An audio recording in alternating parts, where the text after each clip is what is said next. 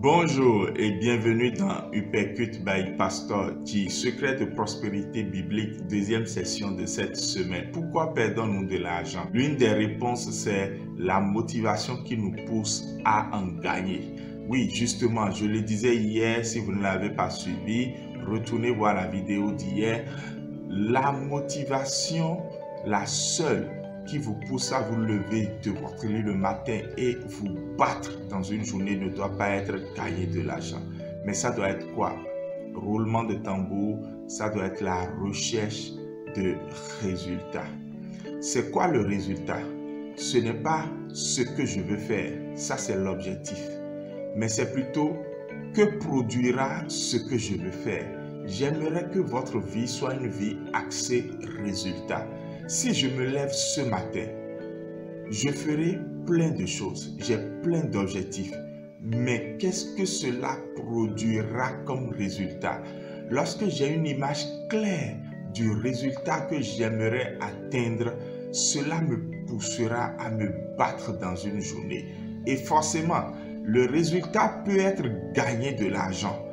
Mais le résultat final n'est pas gagner de l'argent. Parce que quand tu gagnes de l'argent, c'est pour pouvoir accomplir quelque chose d'autre après.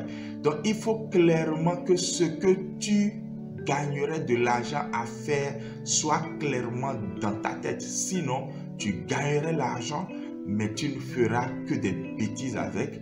Ou bien, tu te diras tout le temps que tu n'en as pas gagné assez. Donc, il faut forcément que nous ayons un résultat à atteindre par rapport à un objectif que nous nous sommes fixés. C'est en ce moment-là que les moyens seront mobilisés. Je prends toujours ce test biblique pour appui, pour justifier et pour démontrer ce que je viens de déclarer. Il s'agit de 1 Timothée chapitre 4 à partir du verset 12 jusqu'à la fin. Dans ce test un peu long, Paul a dit à Timothée, objectif, tu dois être un modèle en parole, en conduite, en amour, en foi et en pureté. Ça, c'est un objectif. Lorsque vous dites aux gens d'avoir des objectifs, ça les effraie. Parce qu'ils se disent, mais je ne peux pas atteindre cet objectif. Ou ça les motive. Parce qu'ils se disent, yes, je dois atteindre cet objectif. Mais lorsqu'ils n'arrivent pas clairement à connaître le output, qu'est-ce que cet objectif va générer, ils ne sont pas assez motivés à l'atteindre. Timothée aurait pu dire, ben ouais, être un modèle, d'accord, mais dans ma génération, il n'y a pas assez de modèles, pourquoi dois-je être un modèle? Alors Paul a dû dire à Timothée, voici les résultats que cela produira si tu es un modèle. Cela produira comme résultat que tes progrès soient évidents. Oui, j'aimerais demander à un auditeur ou à un téléspectateur qui me suit maintenant, est-ce que tu veux que tes progrès soient évidents? Genre Jeff Bezos, c'est-à-dire tu es riche et ça ne peut pas être caché. Ou bien tu as des achievements et ça ne peut pas être caché. Tu as des réalisations et ça ne peut pas être caché. Si tu veux des progrès évidents, oui, cela te motivera assez pour pouvoir te battre dans une journée. Paul ne s'arrête pas là. Paul dit, lorsque tu es un modèle, tu te sauveras et tu sauveras ceux qui t'écoutent. C'est clair. On a assez motivé Timothée à atteindre l'objectif qu'est être un modèle en pureté, en foi, en parole, en conduite et en amour. Oui, maintenant il sait que si jamais il devient un modèle objectif, il atteindra les résultats, sauver sa vie, sauver la vie de ceux qui l'écoutent et avoir des progrès évidents.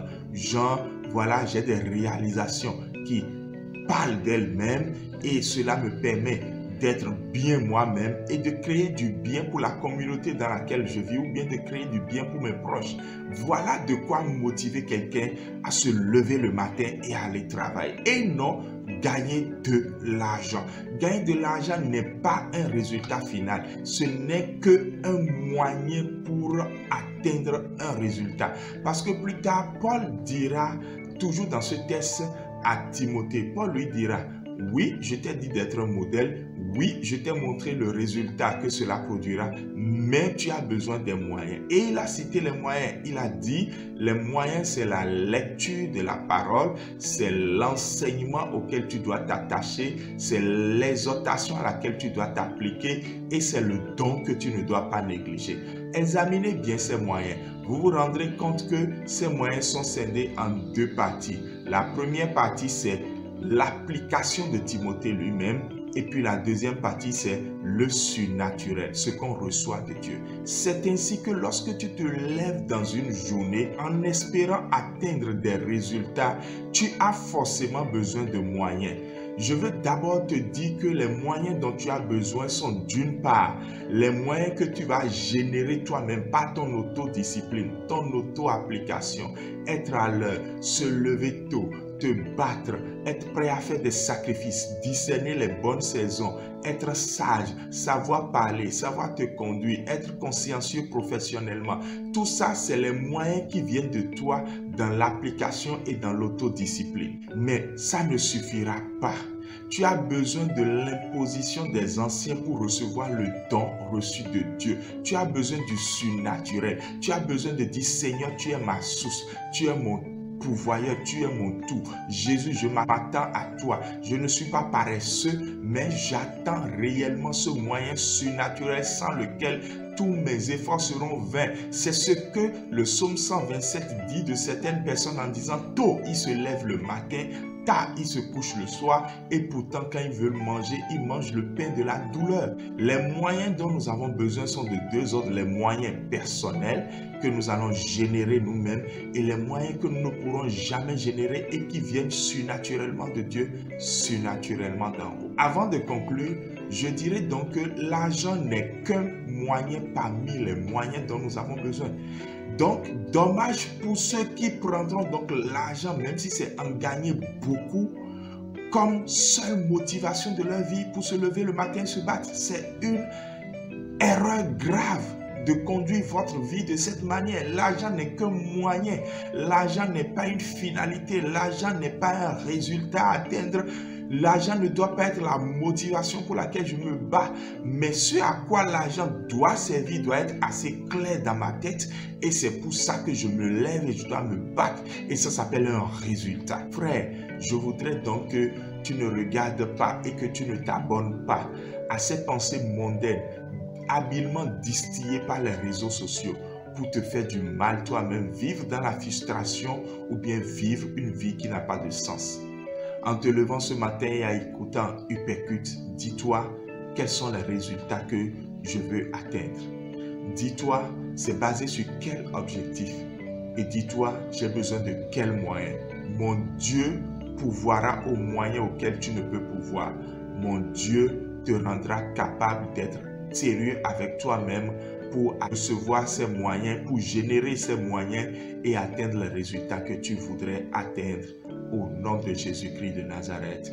Amen. Cet enseignement est donné chaque mardi à Assemblée de Dieu El Shaddai et Place to Be. Pour vous qui êtes à Cotonou, vous pouvez nous rejoindre pour suivre cet enseignement. En live, c'est mieux et c'est plus détaillé. Que le Seigneur vous bénisse. J'ai mis le triangle de l'action, c'est comme ça que je l'appelle. Objectif, résultat, moyen. Nous l'avons mis en image dans le descriptif ou en image dans vos inbox pour que vous puissiez le regarder plus posément. Shalom, shalom, soyez et demeurez bénis.